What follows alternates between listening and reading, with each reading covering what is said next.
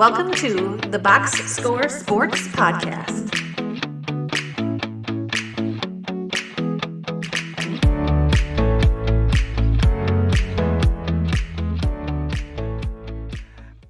Okay, let's do our last NBA exit interview. This is the NBA exit interview for the Cleveland Cavaliers. I can't wait to talk about them because we just talked about them a little last night.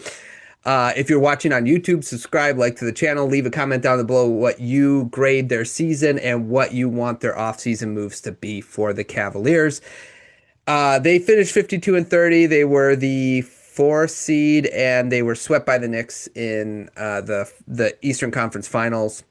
Give me a pro for the Cleveland Cavaliers. I think Jalen Tyson, it didn't show in the playoffs, but in the regular season, 66 games, 27 minutes, 44% three-point shooter. Now, that didn't show in the playoffs. He shot like 24% from three. But, I mean, he was up to 13 points a game in the regular season, and I think they might have went away from him a little soon, and he seemed a little hot-headed in some of those matchups, like he just wanted to get kicked out of a game or whatever. But I think that was just like the moment maybe got a little too big. The pressure got a little too hot on him. But he showed a lot during the season. The Harden trade might have hurt him a little more than we think, just because of that fit, which I'm sure we'll get plenty into. And we've already talked about yesterday about Harden. Yeah, correct. Yeah, no, that's a good one. I thought he was even playing. He's the type of player that gets on the court and you're like, oh, Junk, who's he guarding? Because he's that kind of a defender, which you got to like if you're the Cavs. But the problem is like, again, you got to keep cooler heads at times. Otherwise, he becomes unplayable because he's not the type of player where you accept technical fouls from. Like, you're like, dude, you're not that guy. Let's settle down, right? So, but yeah, he had a good year, good find for the Cavs there. I put the Hunter trade, getting off of him, I felt like it gave the team a little bit of a boost. He was a weird fit on the team, and they got Ellis and Schroeder. Now, it's funny because Ellis barely played in the playoffs, but it's like I don't understand what these teams are doing here. And then Schroeder had his moments in the playoffs, but you kind of see why teams move off of him. Year to year is just that he has his limits as well. But I just thought getting off of the Hunter contract by doing that trade, and the Kings so willingly to oblige take on Hunter was great. So that's a pro for the Cavs as well.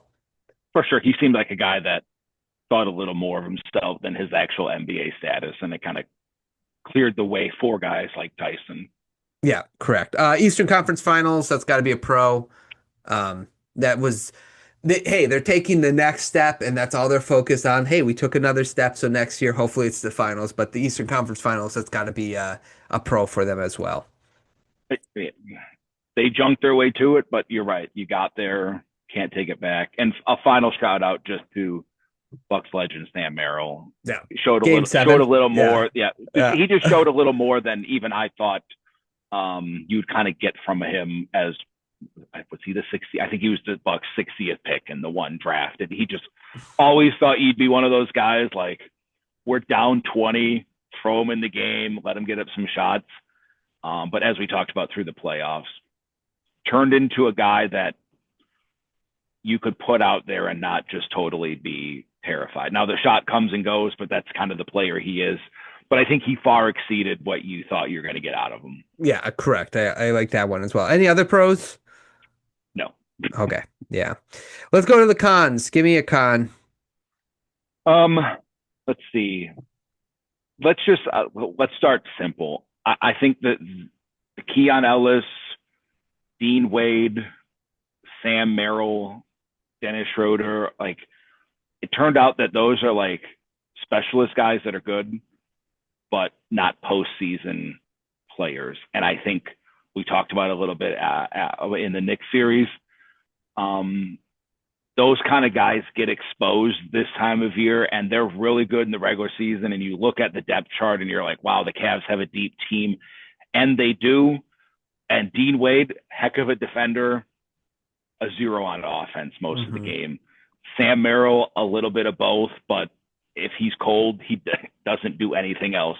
Schroeder, same thing. Like there's games where you're like, now I know why teams want him. And there's other possessions where you're like, now I know why he's played on 20 teams and he'll be playing in China soon. And Keon Ellis really shocked me. I guess he's just a little small and, he couldn't cover big guys and the switches or whatever. I still like the dude. I mean, we talked about before the season, I wanted the Bucks to get him, give this guy a shot, fair or not. But again, just these guys just turned out to be role players that are more specialists than like solidified guys when it really counts. Yeah, I'm kind of more interested in like Keon Ellis, and like if he gets more of a role during the regular season, if like then he'll be able to handle the playoff stuff. I also think like because of the way the Cavs team is constructed, they can't really afford small guards on their floor because they have two small, like Harden isn't like small, but he's small. He's 6'4", 6'5", and he can't guard anybody in that sense. You know what I'm saying? So like they already got small guards starting. So like you're pairing Mitchell with Ellis, or you're pairing Schroeder with Harden, and it's just a weird fit as well. But I do agree is like none of them took a step where you're like, yeah, these are bona fide playoff players that we can rely on. Um, I put as a negative, I put Mobley's offense. His defense is, really good. And again, we'll talk about this as we go on, is it could be the team fit is weird and whatever, but just his 3-point percentage, I should have wrote down, but I'm pretty sure it went down from last year to this year. His field goal percentage. It's just that he's not able to do a whole lot. Everybody thought, like you talked about yesterday, that this guy was going to be like the next Kevin Garnett or whatever. And it's just like he just doesn't have enough of an offensive game. There was moments in the playoffs where you saw it where he's like bully balling Tobias Harris and making buckets, but then he'll just disappear in moments. So I just think whether it was the whole season or just the playoffs itself, it's just a disappointment that his offensive game has not really jumped to the next level. Yeah, he was on there too. He shot just under 30% from three regular season. He's up to 34 in the playoffs, which again is meh. Right. It doesn't really scare anyone. Like even though he had a few games where he was making it, no one changed their defense to stop Evan Mobley from sniping threes on them. So I think he's kind of reached that point where he's one of those guys that you're like, he's good. He can be impactful on defense. He's still a little on the small side. And I think as we go through the different struggles of the Cavs is that I don't know if he can play center. He probably should be center, but he just hasn't developed that strength or explosiveness. And I think I mentioned it I think it was during the Pistons series, like 2 or 3 times, like he drove out of the corner, got into the paint, bumped his guy. And instead of just going through, because, a lot of people made Giannis comparisons where Giannis bumps the dude and then he just yams all over him, left-handed dunk. Mm-hmm. Like he went to like a left-handed hook and missed it because he didn't have the strength to go through the guy. Those are the little things that take you to the next level when you're kind of built like Evan Mobley. And if he's not going to do that, if he's not going to be a 37% 3-point shooter, you're going to live in the middle of being a perfectly good player, but you're not elevating your team. You're not taking your team to the next level. And I think he's kind of reached that. And whether that's a product of playing with Jared Allen or Jared Allen is a product of, we don't think this guy can do it. Right. He hasn't forced their hand either way. Right. Yeah. And the team really hasn't done anything to figure that part out either. So give me another con. You'll probably bring it up, but Donovan Mitchell as like the best player on your team. I think it's kind of run out. We talked about it last night. Whether he picks up small injuries, he's like the best in shape fat dude because he always seems like tired. Like he reminds me of he's a really good a friend of mine growing up. Like he got into really good shape and was like chiseled and cut. And like, I would be like, that's a good looking dude in shape. Couldn't run. Like we'd run up and down the court 4 times and he would be winded. And I'm like this, chubby white dude running around. And I'm like, how are you tired? Like you are like a chisel. And Donovan Mitchell, like he just always looks tired. He gets worn down in the playoffs and it just cascades out of that. And you're like, I don't think he can be the best player on a team that's going to win because he can't play point guard. And if he's a 2, they go after him on defense. Like, he's not a stopper, which fine, you think on this team it would work, but they have 2 bad guards on defense. Well, that's the problem. Yeah. Yeah. I think like some of the shine of like Donovan Mitchell, especially when we see what New York is doing, like some of the shine of like he can be the best player on a title team, I think is kind of wearing off. Yeah, I think you're right. And I think like really the perfect spot for him, it's funny. It'd be like a team like New York where you have a bunch of long defenders like Bridges and Hart and Anunoby. You know what I'm saying? Like, and he's the smallest guy on the team, but you also need it where it's like he's not the main ball handler too. So that's why I threw when we were talking about yesterday, like if you put him on the Pistons, like in the Duncan Robinson spot where he's surrounded by Asar and Cade and Tobias and Duran, like regular season Duran, that's not like maybe not as bad. Like that might be the role he needs is some big team like that. But to be the number 1 scorer on a team where you have 2 smaller guards and on a team where I think the fit is weird as well. I just don't think he can be your 1A guy. He's got to be like a 2 guy. Yeah. I put playoff run for the Cavs was kind of even though it's a pro, they got to the finals, how they got there, 7-game series against the Raptors, 7-game series against the Pistons. We talked about all those flaws that both those teams have. And then they just got ramrodded by the Knicks. It's just like, I don't know. It does like if you're going into an off season, that's not the taste you want in your mouth going into the off season. If they even would have went 6 games against the Knicks and the last game was like a thumping, but like every other game was close, you could be like, hey, we lost here. Maybe the war of attrition probably caught up to us, and if we would have ended the other 2 series quicker, maybe we wouldn't have had that game 6 meltdown. But it's like 4 games into you're getting shellacked by 30 points. 40 points. That's kind of crazy. So I just put the playoff run in itself was, even though Eastern Conference Finals a pro, the run itself was kind of a con because it showed that they have hard time with teams that are pretty flawed. Yeah. I often use teams to process over results, but if you look at the process to get there and the results, I think you're underwhelmed, minus some stretches like Game 7 against the Pistons, 1 or 2 of those games against the Raptors where you kind of saw it, but then the rest of it, you're like, I mean, you kind of outwore the Raptors because Ingram got hurt. Scotty Barnes had like a thigh contusion and looked a little limited. So you're right. It whimpered out. Yeah. And then I'll just add this because it kind of goes with that. All the talk during and after the playoffs too, as a team, whether it was, we talked about Atkinson's, we won 2 games analytically, or that he's a good defender, or Mitchell talking about how Harden has changed the game, or now it sounds like they're all in, they're going to re-sign Harden. It's just all this talk also to me is a big con because it's like you're just not learning your lesson about what is actually going wrong with your team, and you're just doubling down on this, and I think it's just going to get worse. No argument or pushback here. Okay, beautiful. Any other cons? I'll save it for the do different. Okay. Is it the Harden trade? Yeah. Okay, well, then I did have that down, but we can do that for this segment. So what would you do different this season if you're the Cavs? Yeah.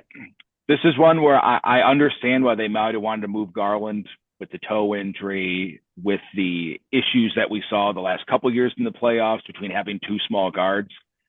I just think if you're moving Harden, you got to go bigger than if you're moving Garland, you got to go bigger than Harden for the exact reasons that we saw, especially in the Knicks series.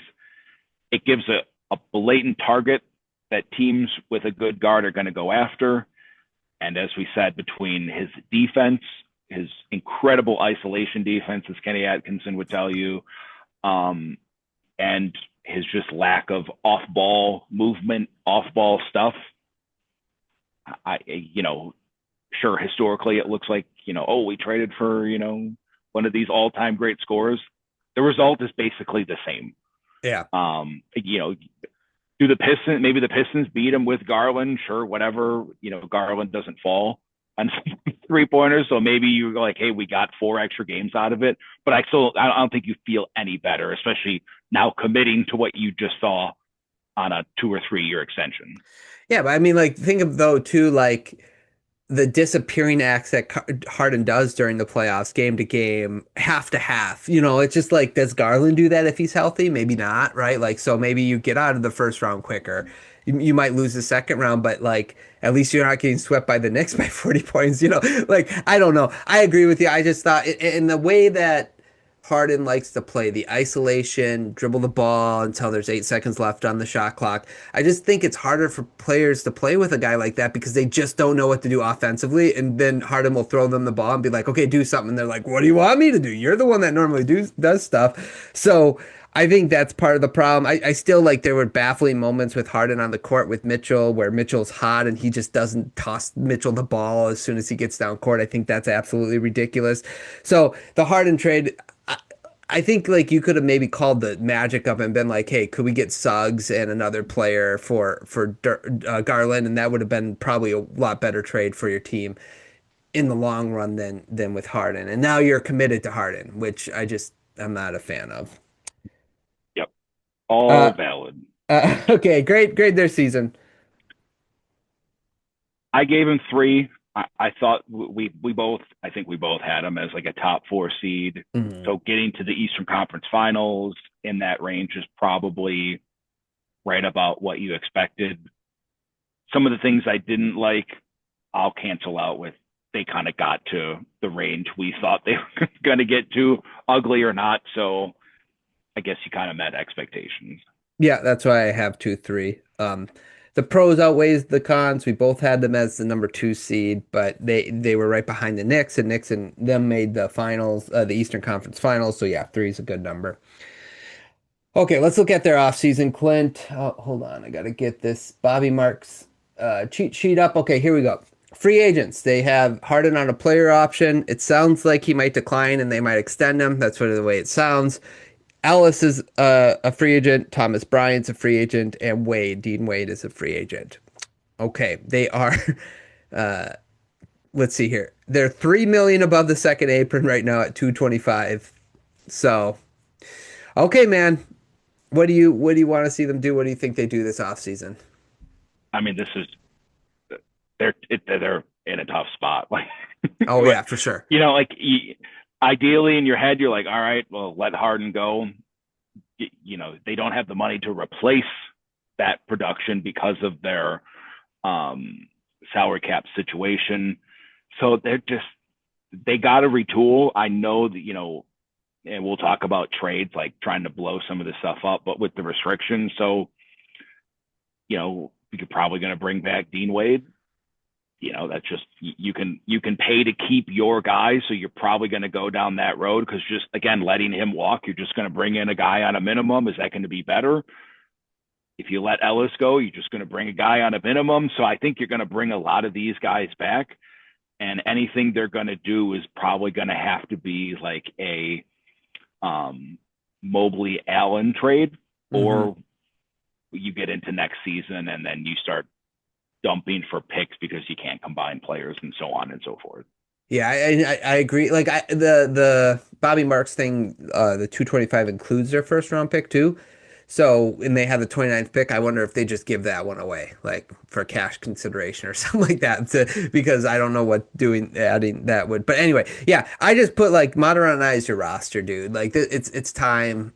Like you've tried this two guard, two bigs for 3 years now. It has not panned out. So whether you got to move on from Mobley or you have to move on from Allen, just move on from one of them. I would also say with uh,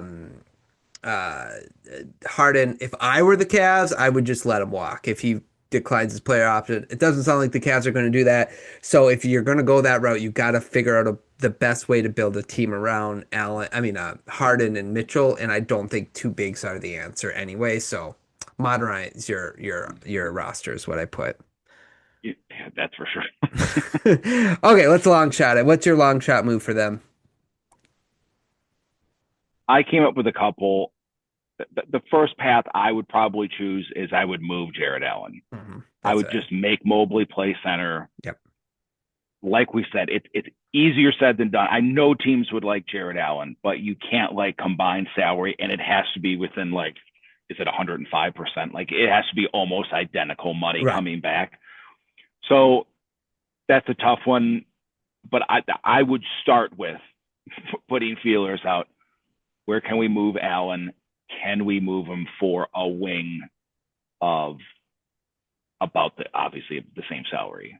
Yeah. So let me ask you, do you know if, let's say, if they wanted to trade with the Nets, could they trade Allen and get a salary of like 3 million back because the Nets have all the cap space, or do they still have to Yeah. get? Yeah. Okay. They Okay. could dump him. Yeah. They just Yeah. can't combine. They couldn't do like Allen and Keanu or just pick Yeah. Craig Porter Jr. Like they Right. couldn't combine. Right. They just have to trade him if they're getting a player back, I think within a few hundred thousand of whatever his salary is. Yeah, so like I was thinking, like we just talked about Utah. Utah could be an option if Kessler goes away. You could send him over to Utah with their cap space, and Utah could give a random player back to you of some sort. The there was a trade I came up with because Phoenix needed a center. It was like Allen, but it would be for like Grayson Allen. So, but and Grayson Allen's about 3 million less than Jared Allen, so you'd be saving a little bit of money on top of it. But that's the type of trade that they'll have to do and then again, you're modernizing your roster, putting Mobley at the 5, and maybe he'll be more successful there. Like, but you got to let him try it. And if it doesn't work, that's fine. Then you can either move off of him or you can get it centered the next year. But I just think you've tried this experiment with him and Allen. It has not paid off very much at all. So I would move on from Allen, give Mobley a shot before I moved on from Mobley. Yep. I agree. And, you have guys that you could like dump, but you're going to have to give up assets. Like you could dump Dennis Schroeder somewhere to kind of get out of the second apron, right? And then you can kind of do some of these moves or Max Strus. But you're running or I think Sam Merrill would be 9 million would be just enough like to get out of the second apron with some of these, depending on what you do with Harden, if you opt him out and get a lower number for more guaranteed money, but they got a fine line to like maneuver to do that. So you'd have to line up 3 or 4 moves to get through some of these, which is why you hate to be in their position because there's a path with their players to get better, but you got to unload salary to then do that and try to get back. Well, that's what I'm saying. Like with that 29th pick, maybe they could attach it to Schroeder and just like, hey, what team wants our 29th pick and take on Schroeder? Like, Schroeder has a role, like we mentioned already in the regular season. So it's not like you'd be giving up a player that nobody wants. But I think that's what you're going to see. That they definitely have to play a little bit of a twister, like to figure out Tetris to see how the pieces fit, so to speak. Anything else for the Cavs? I just had if they decided to like make a big like Mobley for Giannis doesn't really make sense if you still have Jared Allen, right? Mm-hmm. Like, right. Wow, now we have shoot a little worse than Mobley, better, but whatever. Could you move Mitchell to one of these desperate teams or a team that thinks you mentioned like the Pistons? Could you get him to the Pistons, get some salary relief, get a young player? Same with the Rockets. Could you get to the Rockets and get, I don't even want to say Amen Thompson, but just Şengün, something different. The Bucks, could the Bucks throw you a bunch of picks or whatever? Like there's 3 or 4 teams like in that area that if maybe you put out feelers, you could get out of that money, get out of the apron, and then you're probably moving on from Harden at the deadline because he's, good at making sure. But I do think there's options with them. It's just tough because either most of these lead to not being as good in the short term. Yeah. I was thinking too about a Mitchell trade. I just like I guess I don't know. I couldn't think of like a perfect like obviously I thought of the Pistons, but I just couldn't think of like a perfect situation for him. Like the Magic would be interesting, right? Like if he could somehow wind up on the Magic, but then it's like, what would the Magic give up that the Cavs are like, yes, but like maybe they'll go all in on the Harden experiment and be like, we don't need Mitchell, we just need 3-and-D guys, and we'll put Mobley and Harden and a bunch of wing defenders, and that's what we're gonna do. You know, who's running the team? Daryl Morey. Yeah. Anyway. Yep. Yeah. It's a tough situation when you get into, especially with the aprons and all of that. And so, as much as we're gonna laugh when Harden gets his 2+1 coming up here, like we just saw it, to a certain degree, when you're a team, you're stuck. And that's right. Until you kind of decide to break it down, we're going to see it again next year. Yeah. It's crazy. Okay, well, Cavs fans, let us know how you're feeling about the Cavs. What do you want to see them do this season? How did you feel about this season? And if you're a Harden supporter, I guess, like, what did your parents do to you? No, I'm just kidding. I'm just kidding. Let us know why we should support Harden, I guess. Okay, thanks so much for listening. I hope you guys enjoyed. Don't forget to like and subscribe. Anything else, Clint, on the NBA? Thanks so much for watching this clip of the Box Score Sports Podcast. I hope you guys enjoyed. If you haven't yet, please subscribe to our channel. Follow us on Instagram and Twitter or X. And we'll talk to you guys real soon. See ya.